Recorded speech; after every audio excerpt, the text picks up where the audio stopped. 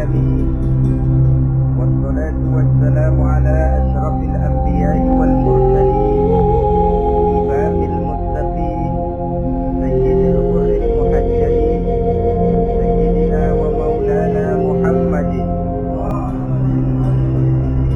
وعلى آله وأصحابه المجاهدين الصابرين. أما بعد. Saudara-saudara kaum muslimin rahimakumullah, kejadian dan keberadaan kita dalam kehidupan di dunia ini merupakan kejadian dan keberadaan yang terima jadi atau terima beres. Artinya tidak seorang pun di antara kita yang dahulunya pernah mesen untuk punya potongan seperti yang sekarang ini, punya warna kulit seperti yang sekarang ini, punya bahasa seperti yang sekarang ini. Seluruhnya kita terima jadi. Oleh karena kita terima jadi, maka Allah tidak menilai manusia dari rupa dan potongannya, tidak juga dari harta bendanya. Bersabda Nabi kita, Innallaha la yanzuru ila suwarikum wa amwalikum walakin yanzuru ila qulubikum wa a'malikum. Sesungguhnya Allah Subhanahu wa ta'ala tidak melihat potonganmu, tidak melihat harta bendamu, tetapi yang dilihat dan dinilai oleh Allah Subhanahu wa ta'ala tidak lain adalah hati dan amal perbuatan. Kenapa rupa yang elok, barat yang cantik tidak dijadikan penilaian utama oleh agama? Pertama, karena yang namanya cantik adalah relatif, tergantung siapa yang memandang. Yang menurut saya cantik, menurut saudara belum tentu cantik. Dan yang menurut saudara cantik, menurut saya mungkin jelek tidak tentukan. Oleh karenanya, di kalangan para ahli cinta ada perbedaan pendapat. Sebenarnya cantik yang bikin orang jatuh cinta atau cinta yang menyebabkan orang jadi cantik? Dua-duanya bisa saja terjadi. Mungkin karena cantik orang lalu jatuh cinta, mungkin sudah kadung cinta biar gempor cantik juga. Tapi yang jelas cantik adalah relatif. Yang kedua, cantik itu temporer, berubah oleh pergeseran masa dan pertukaran waktu. Tidak ada orang makin ke ujung makin cantik. Sekarang dia sedang sweet 17-an, umur 17-an, oh cantik bukan alam semata.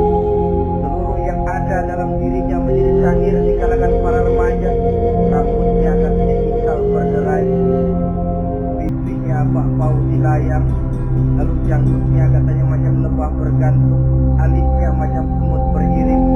Kalau dia senyum orang pada lemes. Itu sekarang 2, 3, 10, 40 tahun yang akan datang, kalau dia senyum mungkin orang lari semua. Cantik itu temporer. Dan yang ketiga, di atas langit masih ada langit lagi. Di atas yang kita anggap cantik, rupanya masih ada yang lebih cantik lagi. Oleh karena itu, penilaian inti dari agama bukan soal potongan, bukan soal harta benda, tapi hati dan amal perbuatan. Alangkah lebih idealnya lagi kalau hati yang baik dan perbuatan yang baik berada pada rupa yang elok juga. Inilah yang dinamakan kecantikan zahir dan batin. Dan ini yang dimiliki oleh Nabi Allah Yusuf alaihi salam yang akan kita bicarakan pada pertemuan kita kali ini. Pantas kalau pada saat kita berdiri di muka cermin, disunahkan kita membaca doa seperti yang diajarkan Nabi, Allahumma kama hassanta khalqi wa hassin khuluqi. Ya Allah, sebagaimana telah Engkau baguskan rupaku, baguskan juga kiranya akhlak dan budi pekerti. Supaya kecantikan zahir diiringi dengan kecantikan batin. So, apa gunanya zahir yang cantik kalau batinnya berbahaya? Itu yang orang bilang, apa guna katanya berkain batik kalau tidak dengan kebaya? Apa guna berparas cantik kalau melulu bawa bahaya? Saudara-saudara yang saya hormati, Nabi Yusuf alaihi salam diberikan oleh Allah ketampanan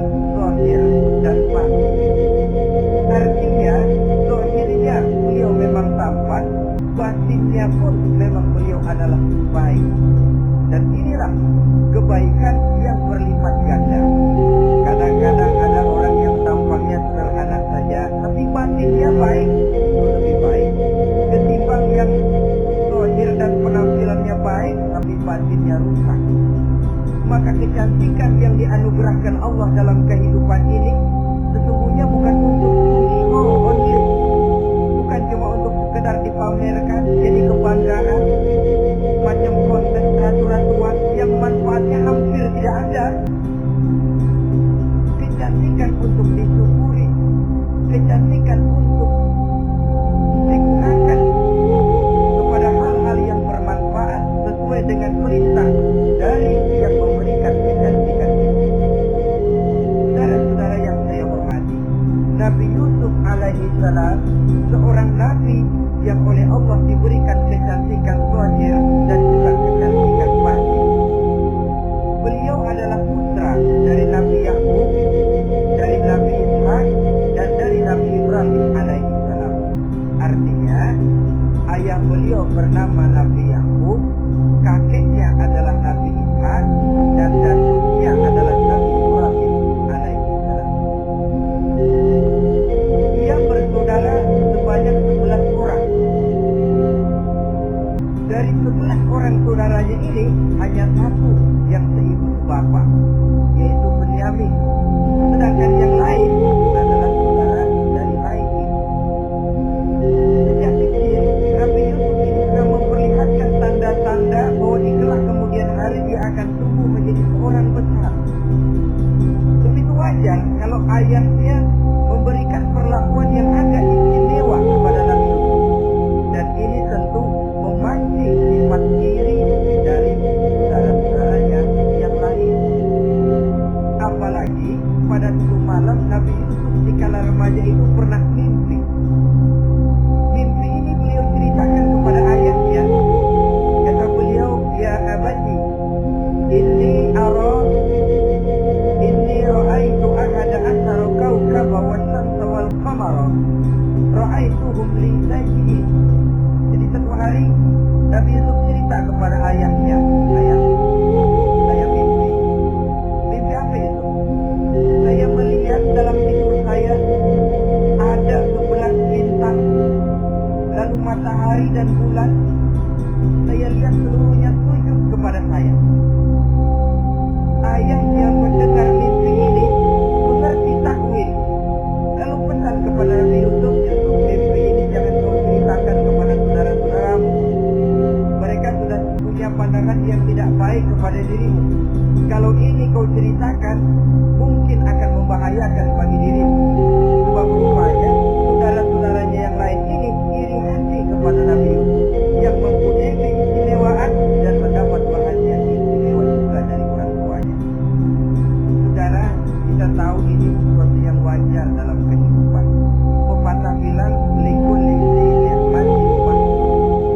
Setiap kali kita mendapat suatu nikmat, bakal ada orang yang hasut, iri hati, dengki.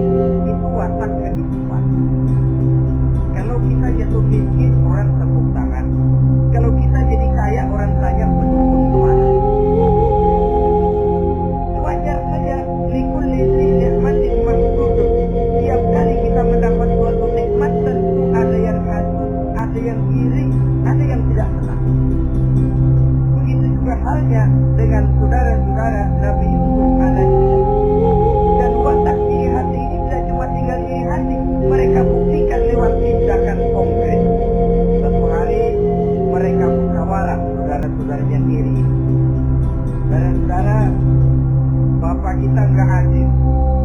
Masa Yusuf mendapat perlakuan istimewa? Wanahnu usbah, sedangkan kita ini golongan yang lebih besar. Dari 12 orang anaknya, masa cuma satu Yusuf yang mendapat perlakuan lebih istimewa? Kita ini yang 11 dianggap angin apa?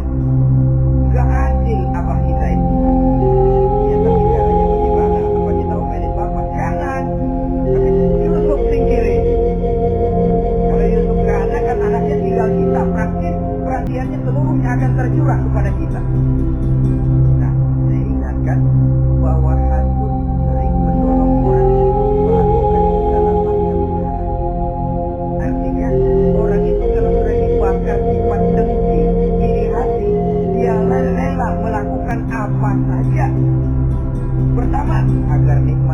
ada pada diri orang lain hilang. Yang kedua, supaya nikmat itu pindah kepada dirinya. Andai kata tidak pindah kepada dirinya, dia hilang saja, jangan orang lain yang dapat nikmat. Ini watak hasud, ingin nikmat orang lain pindah kepada dirinya, atau hilang walaupun tidak pindah kepada dirinya, tapi yang bersangkutan tidak lagi mendapat nikmat. Untuk itu segala macam cara akan dilaksanakan. Ini dicontohkan dari usaha yang dilaksanakan oleh saudara-saudara Nabi Yusuf alaihissalam. Oke, setuju, kita singkirkan Yusuf. Tapi caranya bagaimana?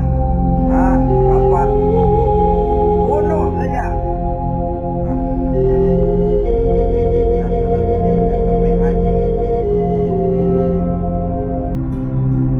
Lalu bagaimana? Kita kucilkan saja dia. Kita asingkan dari sini, kita buang jauh-jauh supaya dia tidak ada lagi kelihatan dalam pandangan Abah. Kalau dia sudah tidak ada dalam pandangan Abah, yang dilihat cuma kita dan seluruh kasih sayangnya akan tercurah kepada kita semua. Nah, setujulah kalau itu. Caranya nanti kita atur belakangan. Jadi satu hari permisilah saudara-saudaranya ini kepada Nabi Yakub. Abah, kami permisi mau pergi main-main dan Yusuf akan kami ajak. Kata Nabi Yakub, saya khawatir. Nabi Yakub sudah melihat gelagat yang tidak baik, sudah ada semacam firasat. Saya khawatir kalau Yusuf kau bawa, nanti dia akan kena celaka atau dimakan oleh serigala, sedangkan kamu nanti akan lalai. Kata anak-anak yang lain, percaya Pak, saya akan jaga. Saya kan sudah hanya masa tega membiarkan Yusuf celaka atau dimakan serigala. Pokoknya aman, kita.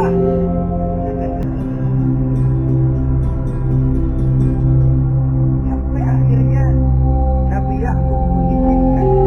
Pergilah 12 bersaudara ini pergi bermain-main. Mula-mula berkejar-kejaran, Yusuf ikut main kejar-kejaran. Lantas buka baju, Yusuf ikut buka baju. Sampai ketika tiba di tepian sebuah sumur tua,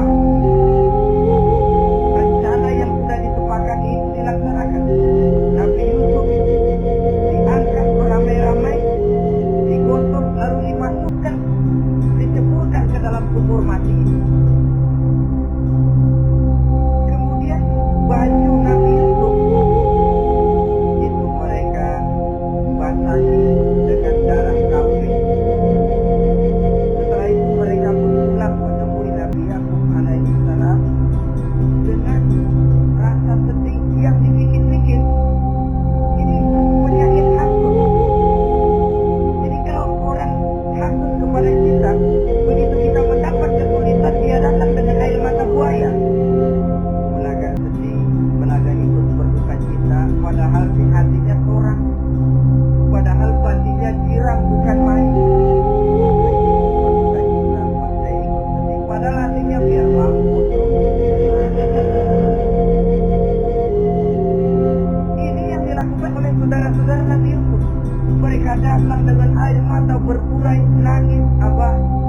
Ketika kami sedang main-main, Abah, kami lupa, kami tinggalkan Yusuf sendirian. Ketika kami balik, kami cuma mendapati bajunya sudah berlumur darah. Barangkali saudara kami Yusuf dimakan oleh serigala. Nabi Yakub tercenung. Ternyata firasatnya adalah benar.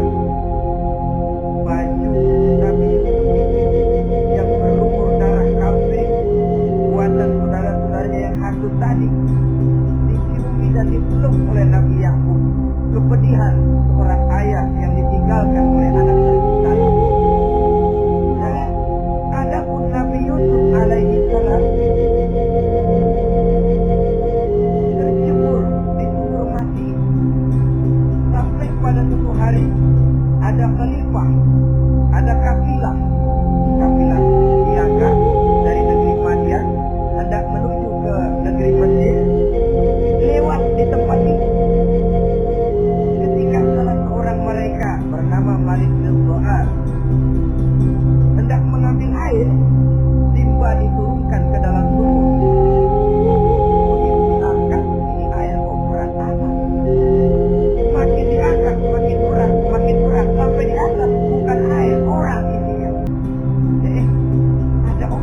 Kisper. Dia lihat rupanya sangat tampan, elok. Nah, ini barangkali anak bangsawan ini, parasnya begini, cantik, begini, tampan. Ah, ini kalau dijual di pasar nanti tentu harganya mahal nih. Order nih, objek. Maka dibawalah Yusuf ini ke negeri Mesir. Tibanya di sana diperjualbelikan sebagai budak belian. Nah, nasib baik rupanya Yusuf ini ketika terjadi pelelangan dibeli oleh seorang pembesar istana, seorang menteri yang bernama Kisper. Kisper melihat, ini cantik sangat remaja ini, tampangnya elok, parasnya indah, kelihatannya budi pekertinya pun halus. Kita ambil saja ini, kata Kisper kepada istrinya Sulaiman.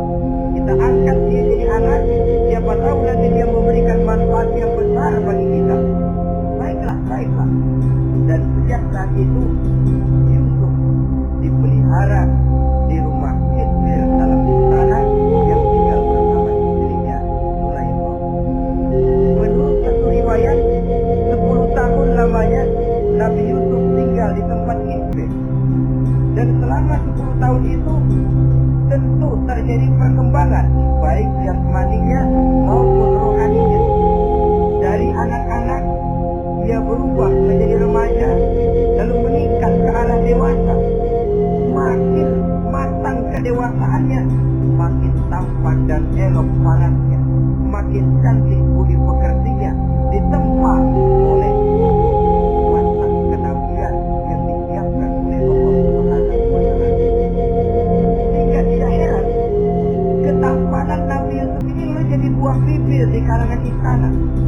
Tidak cuma anak perempuan bangsawan, tidak cuma istri para penguasa, sampai kepada kelompok orang awam selalu berandai-andai, kalau saja andai kata umpama saya bisa berdampingan dengan Yusuf, kalau saja kata-kata kalau saja ini keluar dari perempuan-perempuan yang melihat Yusuf alaihissalam. Dan yang unik, kecantikan Nabi Yusuf itu kalau dia berdampingan dengan orang yang jelek, si jelek ini ikut sedikit cantik. Biasanya kan kalau ada orang ganteng duduk berdampingan sama orang jelek, yang ganteng makin kelihatan kegantengannya, yang jelek makin demam. Itu biasanya. Tapi kecantikan Nabi Yusuf ini tidak mengangkat orang lain. Nah, rupanya yang tertarik kepada ketampanan Nabi Yusuf ini tidak cuma perempuan-perempuan lain, juga termasuk Siti Sulaiman.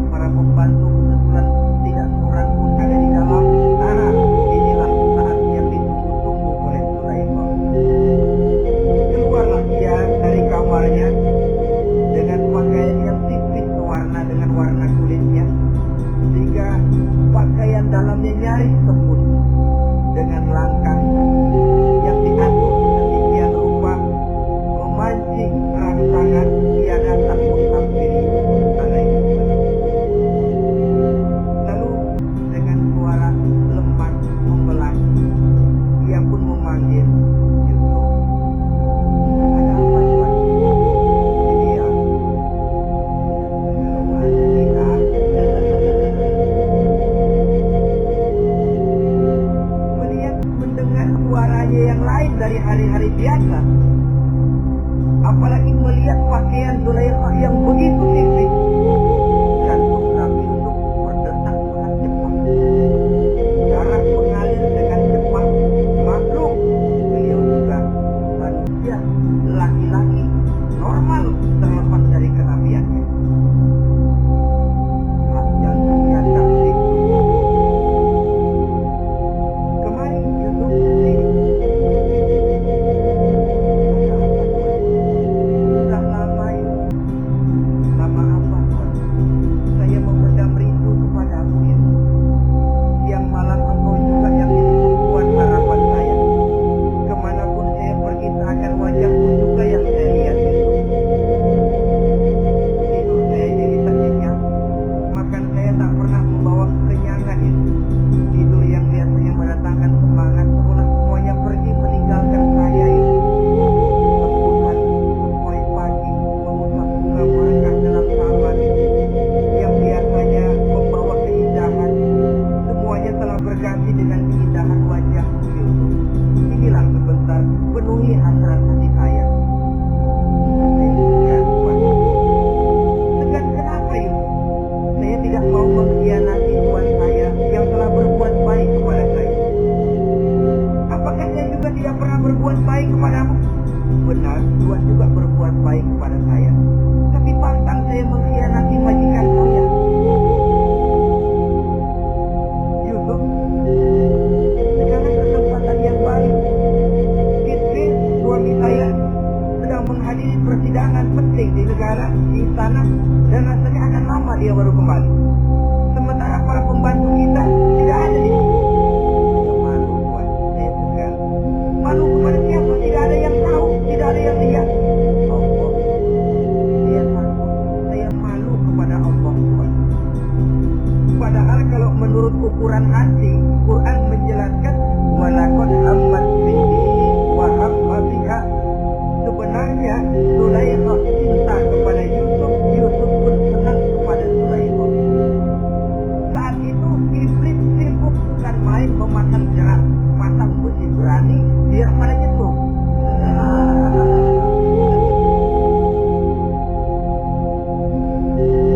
Zulaikha senang Yusuf, Yusuf sebenarnya pun secara manusiawi menyenangi Zulaikha. Walaula an ra'a burhana rabbih. Tapi Yusuf ketika itu melihat larangan Allah, peringatan Allah. Seolah-olah dia lihat Allah mengatakan Yusuf, ini letternya, dilarang parkir di sini. Menurut satu riwayat, Nabi Yusuf melihat ayahnya Nabi Yakub melambai-lambaikan tangan menyetop, seolah-olah melarang dia meneruskan langkahnya. Riwayat lain menjelaskan seolah-olah Nabi Yusuf dibisiki oleh malaikat Jibril. Yusuf, kalau kamu kalah sekarang, kamu sama saja gajah kemasukan semut di kupingnya terus mati. Tapi kalau kamu menang, kamu adalah gajah yang tidak terkalahkan. Ada semut mati oleh, ada gajah mati oleh semut. Alangkah memalukan. Binatang yang begitu besar jatuh hanya oleh binatang yang begitu kecil. Artinya apa? Kau akan jadi orang besar Yusuf. Apakah harus gagal dan jatuh cuma karena bujuk rayu seorang perempuan macam ini? Riwayat menjelaskan macam ini. Sehingga mantap Yusuf, maaf Tuhan, saya malu kepada manusia, saya malu kepada majikan, tapi saya lebih malu lagi kepada Allah. Saat ini majikan tidak tahu, orang seorang pun tidak ada yang lihat, tapi Allah pasti lihat. Itu yang saya malu. Jangan sok alam sok. Situasi mengizinkan mubazir nih. Zulaikha pun berangkat pergi ke tempat pembantu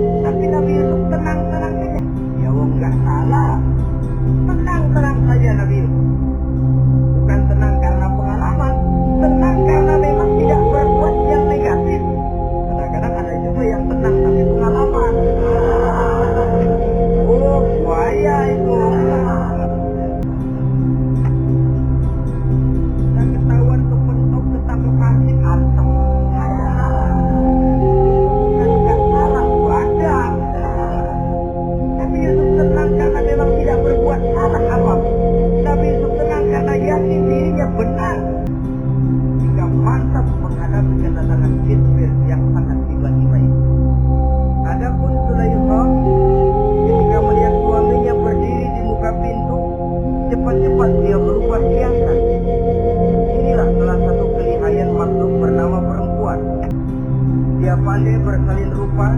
Dia pandai bermain minyak di atas air. Melihat suaminya datang, roman mukanya pun menjadi sedih. Air mata berurai membasahi pipi. Papa,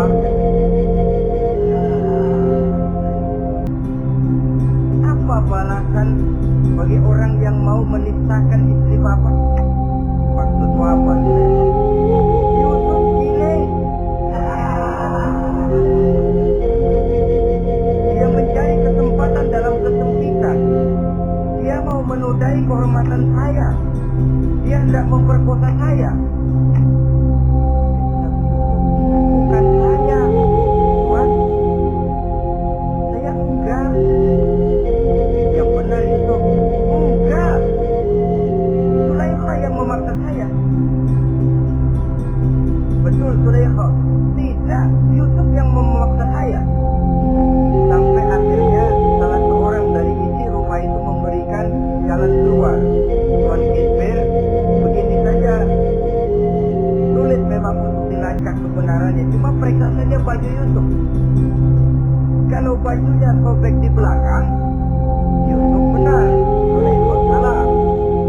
Kalau baju Yusuf sobeknya di depan, Zulaikha yang benar, Yusuf yang salah.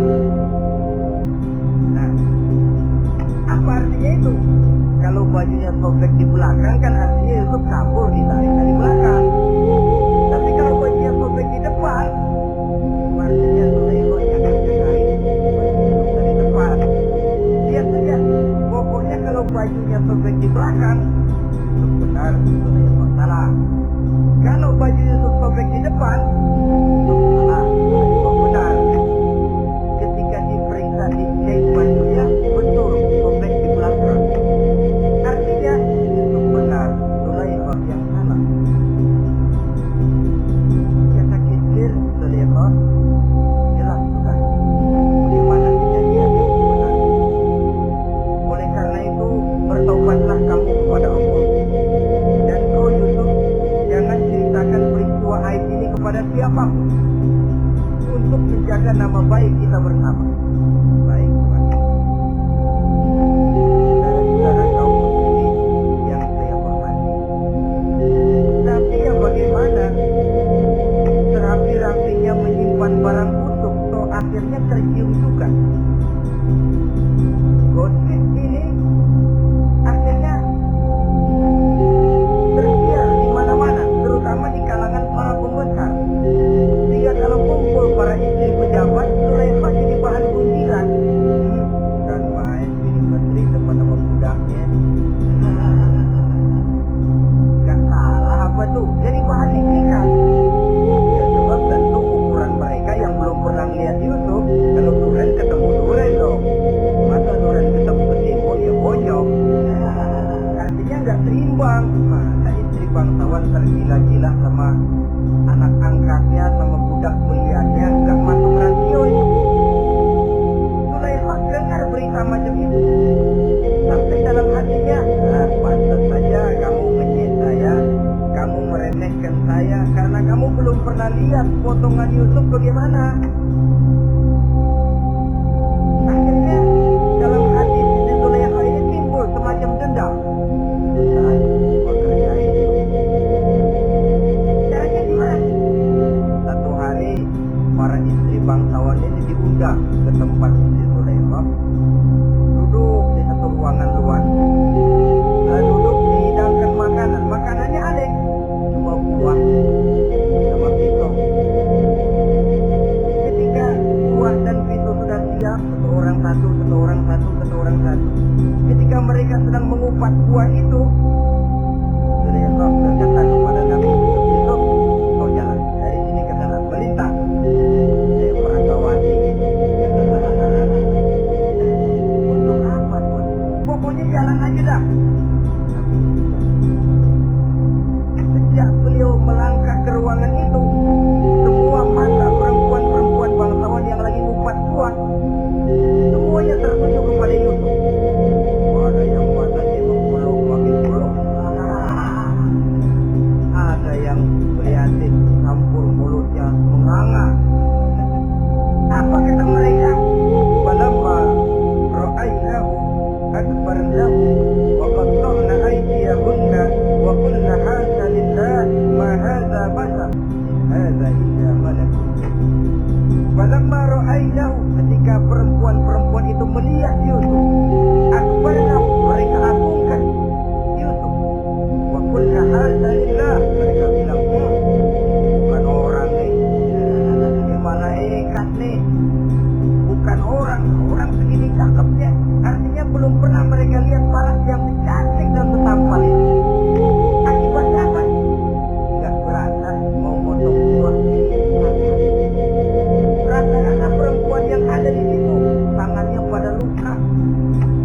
lah, mau motong buah, mata kemana, mulut kemana, tangan kepotong. Melihat itu semua, Zulaikha puas. Baru melihat siang, bagaimana saya yang tiap malam melihat Yusuf, bagaimana saya yang tiap saat hidup bersamanya, bagaimana saya tidak merindukan dia. Ente yang baru pernah melihat seperempatan udah motong tangan. Saya yang tiap hari sama-sama dia nggak celeng juga udah pasrah. Saudara-saudara kaum muslimin yang saya hormati, akhirnya untuk menjaga nama baik keseluruhannya, Nabi Yusuf pun mengalah. Karena berita ini sudah tersiar, Yusuf dipojokkan. Tidak cuma sekedar dipojokkan, beliau dimasukkan ke dalam penjara. Tapi apa kata beliau? Rabbi sijnu ahabbu ilayya mimma yad'unani ilaih. Ya Allah, kalau memang karena resiko penolakan saya terhadap ajakan Zulaikha menyebabkan saya harus masuk penjara, penjara lebih saya sukai, penjara lebih saya cintai ketimbang ikut kemauan Zulaikha. Saudara-saudara, kadang-kadang kita berpikir, kalau kesempatan itu datang kepada kita, mampukah kita menjatuhkan pilihan seperti pilihan Nabi Yusuf? Lebih baik penjara ketimbang mengikuti pucuk rayu perempuan untuk melakukan perbuatan yang menyeleweng. Ini yang dipilih oleh Nabi Yusuf, tegar. Kalau memang sebagai resikonya saya harus masuk penjara, penjara lebih saya cintai, penjara lebih saya suka daripada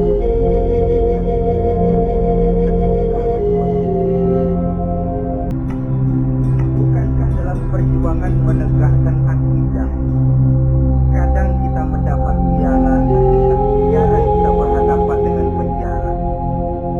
Kadang kita disanjung, kadang kita disanjung. Itu romantika perjalanan dari yang namanya perjuangan. Tapi pilihan harus ada. Ketimbang ikut pucuk rayu perempuan yang mengajak melakukan perbuatan serong, penjara lebih saya cintai. Dan pada saat Nabi diajak tidak ada yang melihat, beliau menolak. Akibat penolakannya pun masuk penjara, tapi penjara lebih menyenangkan hatinya ketimbang hidup merdeka, tapi jiwa terpenjara. Biar badan masuk penjara, asal jiwa merdeka. Kita sekarang sebaliknya, jiwa terpenjara tidak jadi soal, asal badan merdeka. Maka jiwa kita sering dijajah, entah dijajah harta, entah dijajah pangkat dan jabatan, entah dijajah iblis. Jiwa kita yang terpenjara, sementara badan jiwa merdeka. Nabi Yusuf tidak, biarlah badan di penjara, asal jiwa merdeka mendapatkan sesuatu yang hak. Saudara-saudara yang saya hormati, adapun di dalam penjara itu, Nabi Yusuf satu sel dengan dua orang bekas pelayan istana yang dituduh menaruh racun ke dalam hidangan yang hendak disajikan kepada raja. Yang satu tukang ngatur minuman, yang satu tukang ngatur makanan untuk raja. Siapa yang naruh racun juga jelas, tapi dua-duanya ditahan. Sampai satu malam, teman satu sel ini dua-duanya ngobrol kepada Nabi Yusuf. Yusuf, kami ini dipenjara karena dituduh menaruh racun ke dalam hidangan yang dihidangkan kepada baginda raja. Siapa yang salah, kami sendiri tidak tahu. Saya nggak ngerasa naruh racun, kata yang tukang ngatur itu. Saya juga enggak, saya tukang ngatur makan. Sampai suatu malam, mimpi itu diceritakan kepada Nabi Yusuf. Kata yang tukang ngatur minuman, Yusuf, saya memerah anggur, lalu menghidangkannya kepada baginda raja. Apa artinya? Kata yang tukang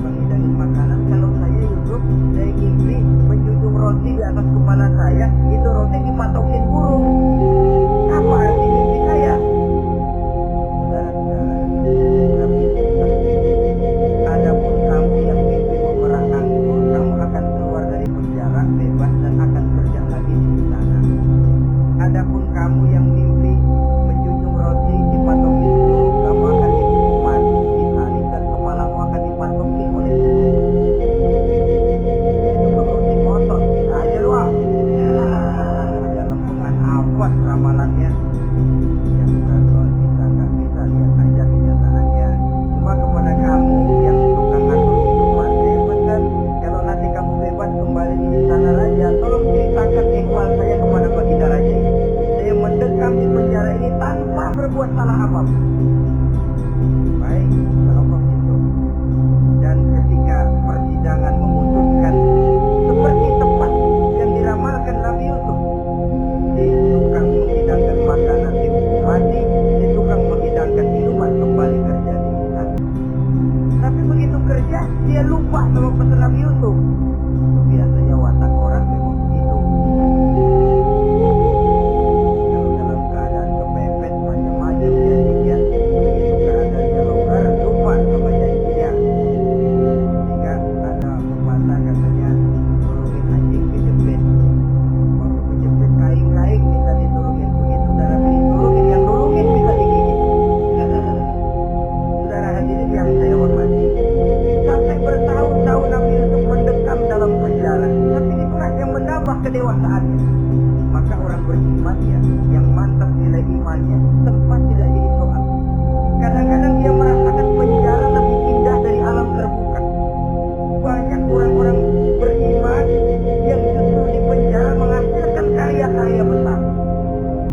Kita tahu misalnya almarhum Hamka justru di penjara bisa menyelesaikan tafsir Al-Azharnya, salah satu karya besar pujangga terkemukai.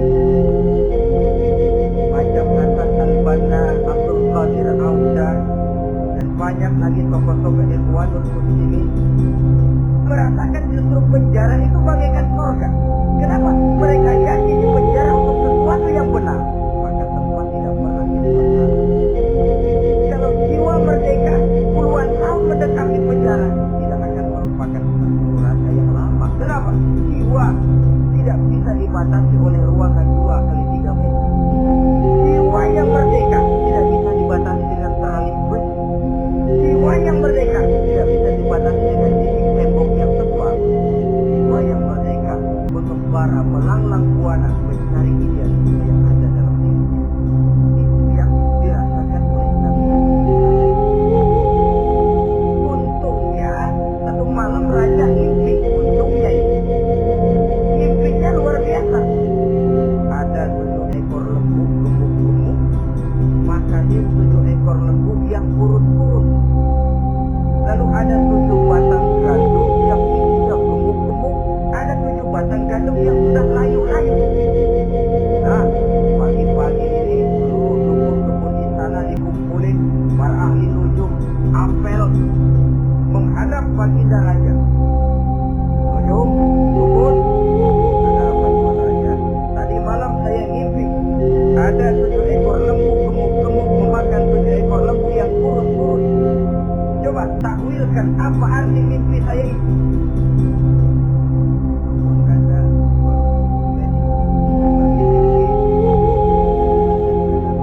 Nujum ditanya Nujum kuning. Tuan raja itu mengembang tidur aja kali ah. Tidak seorang pun yang mampu mentakwilkan arti mimpi baginda. Sampai tukang minuman dengar lapor, Tuan Raja, ada apa?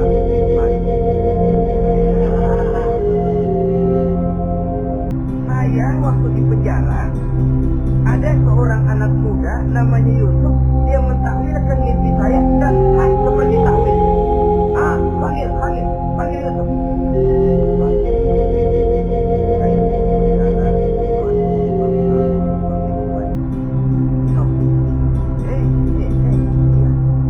Kemana aja? Itu dia itu kelupaan. Ya kalau kelupaan sehari 2 hari barangkali bisa ditolerir, kelupaan bisa tahunan. Cuma begitu dengar ada mimpi pikir tukang minuman, kali aja ini bisa tahunan kan biasa saya nemuin raja sama Yusuf kan. Lumayan. Begini Yusuf, baginda raja mimpi begini. Barangkali kau bisa tafsirkan, kau dipanggil menghadap tuan raja. Berangkatlah Yusuf menghadap tuan raja. Sampainya di sana, mohon maaf tuan raja, menurut takwil saya, arti mimpi tuan raja itu akan datang suatu masa di mana 7 tahun lamanya negara ini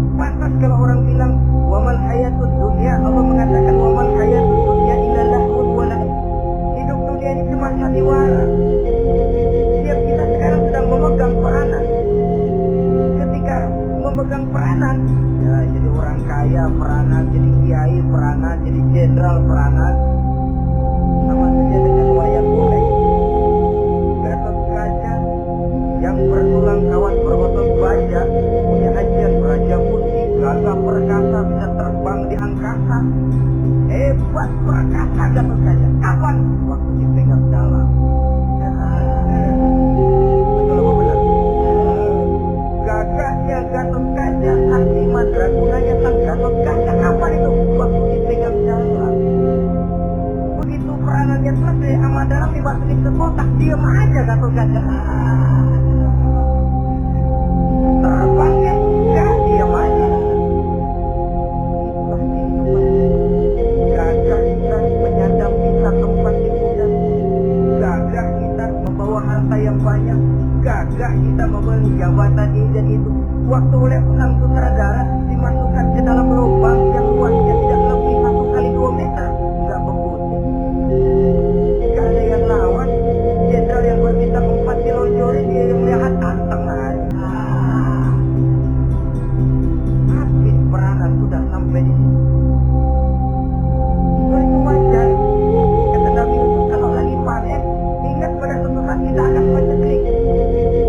Jangan giliran panen besar, daerah-daerah kita lihat sudah panen pesta pora. Bukan bersyukur kepada Allah, tapi kegembiraan itu diwujudkan dalam bentuk lain. Tontonan yang membuat lupa diri, bermabuk-mabukan. Sehingga kadang-kadang kalau di daerah itu katanya kalau musim panen, musim kawin, musim paceklik, musim cerai. Saudara-saudara kaum muslimin yang saya hormati, karena itu dalam sebuah hadis Nabi ingatkan, ta'arraf ila Allah birraha ya'rifka fi syiddah. Ingatlah kepada Allah di waktu kamu senang, supaya Allah ingat kepadamu waktu kamu susah. Kalau waktu senang kita lupa kepada Allah, ya wajar. Kalau waktu susah Allah kita lupa kita. Dalam terjemahannya dengan kehidupan beragama, wa man a'rada an dzikri fa inna lahu ma'isatan dhanka wa nahsyuruhu yaumal qiyamati a'ma. Siapa yang berpaling daripada peringatanku, kata Allah, aku akan berikan dia kehidupan dan kehidupan yang sempit. Itu masalah dia punya duit, apa tidak punya harta? Banyak harta, tapi banyaknya harta tumpukan duit tidak membuat hatinya makin luas, tidak membuat hidupnya makin lapang. Sempit dan sempit itu azab. Yang paling celaka, wa nahsyuruhu yaumal qiyamati a'ma. Di akhirat kami kumpulkan dia bersama orang-orang buta. Di padang mahsyar dikala orang sibuk pusing dengan urusan masing-masing, buta lagi. Yang enggak buta aja pusing. Mereka teriak-teriak, qala rabbi lima hasyartani a'ma wa qad kuntu basira. Ya Allah, kenapa kami buta padahal waktu di dunia kami melihat? Allah jawab dengan ayat, kadzalika atatka ayatuna fanasitaha wa kadzalika al-yauma tunsa. Dan dulu waktu di dunia datang peringatanku pada belaga pilot, kamu lupakan. Sekarang juga pantas kamu dilupakan. Waktu susah kamu lupa, waktu senang kamu lupa Allah. Waktu susah juga pantas kamu dilupakan Allah. Waktu di dunia kau berpaling dari peringatan Allah, kalau sekarang Allah berpaling kepadamu juga adil. Walaupun kalau Allah mau tidak berpaling juga adil, sebab Allah itu mutlak. Tidak ada yang membatasi apa yang dimaui oleh Allah. Saudara-saudara kaum muslimin, itu pesan Nabi Yusuf. Bikin gudang yang besar, simpan bahan makanan untuk persediaan musim kemarau. Kalau begitu kita lihat aja. Sekalian bagaimana Tuhan Raja? Kau saya angkat jadi menteri urusan makanan dan urusan kemakmuran. Tuhan Raja, apa enggak terbukti? Kau bisa mentakwilkan mimpi saya, bahkan kau bisa mencari jalan keluar. Mencari jalan keluar ini pemikiran yang menteri saya belum bisa berpikir kayak kamu. Sudah, kau pegang jabatan ini.